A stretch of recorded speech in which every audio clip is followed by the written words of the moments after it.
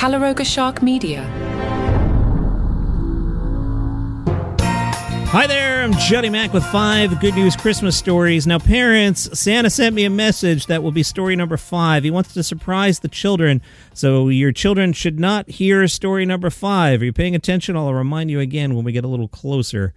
McDonald's pulled one of their Christmas ads after the internet decided it was terrible. It was a spot made with generative AI. It went live on McDonald's Netherlands YouTube channel on December 6th. Within hours, viewers were calling it creepy, poorly edited, and one said it was the most awful ad I've seen this year. By December 9th, McDonald's quietly removed the video and told BBC News the whole thing was an important learning as they figure out how to use AI without horrifying people.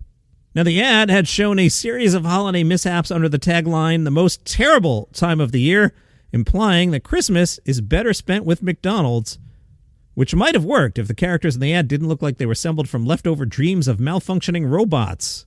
One comment wrote, "No actors, no camera team, welcome to the future of filmmaking, and it sucks." The Guardian was wondering, can AI actually pick gifts that feel thoughtful, personal, and even remotely human? Well, after the McDonald's disaster, be careful here.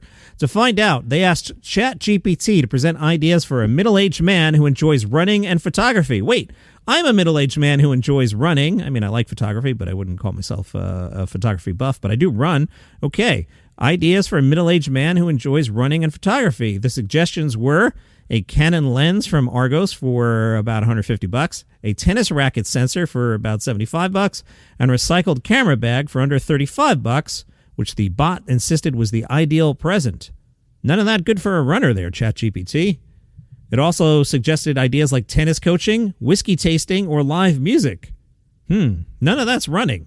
Gift ideas for a woman who likes beauty and fitness were somewhat generic as well. They picked a moisturizer set and a candle. So then they tried Google Gemini. For a man who likes chess, video games, reading, and techno, it suggested a chess strategy book, a Bandcamp gift card, and a hot sauce tasting kit. I wouldn't mind a hot sauce tasting kit. Santa very, very busy this weekend. I mean, he's, got to finish up and check his list one more time. He's also going to jump on the radio at the University of Scranton's amateur radio station W3USR. They're hosting CQ Santa, an open call in which Santa will invite ham radio operators from around the world to join him. Parents and children are welcome to the 5th floor of the Loyola Science Center today from 7:30 to 9 p.m. The offices and the radios will be staffed by W3USR volunteers. Santa will be responding to your ham radio broadcast in real time. That's fun. At Andersen Air Force Base in Guam, airmen from the U.S. and Canada were working on Operation Christmas Drop, the Defense Department's longest-running humanitarian mission. The airmen prepared hundreds of brightly decorated supply bundles, 270, which included drawings of Christmas trees, Santa, sleighs, elves, basically anything festive enough to soften the blow of a heavy box landing in your village from the sky. Inside the heavy boxes landing in your village are essentials like food, water, medical supplies, fishing gear, clothing, and even toys.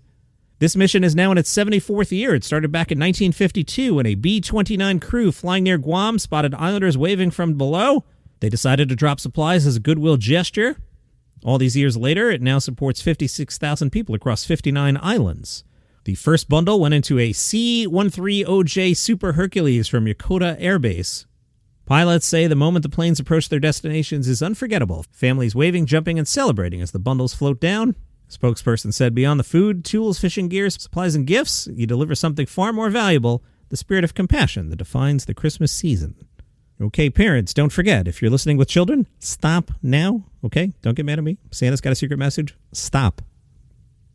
Okay, final warning, parents. This message is for parents only. It's from Santa. Santa does not want the children to hear this message, so please stop the podcast if you're listening with your kids. Everybody else, a Santa Claus parade in Ontario got an unexpected twist when one resident decided to go full Grinch. Kids are gone, right? One house put up a bunch of signs in the window declaring Santa is fake, which of course he's not. Other untruths include your parents are Santa, Santa isn't real, and your family buys your presents, all fake news. Complaints poured in through phone calls, online messages, and in-person reports to officers working the parade. Police spoke with the homeowner, and the signs were eventually removed.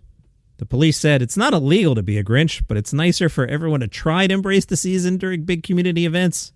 You know, sometimes you don't have to go out of your way to be a jerk. Those are your 5 good news stories for today. I'll see you tomorrow.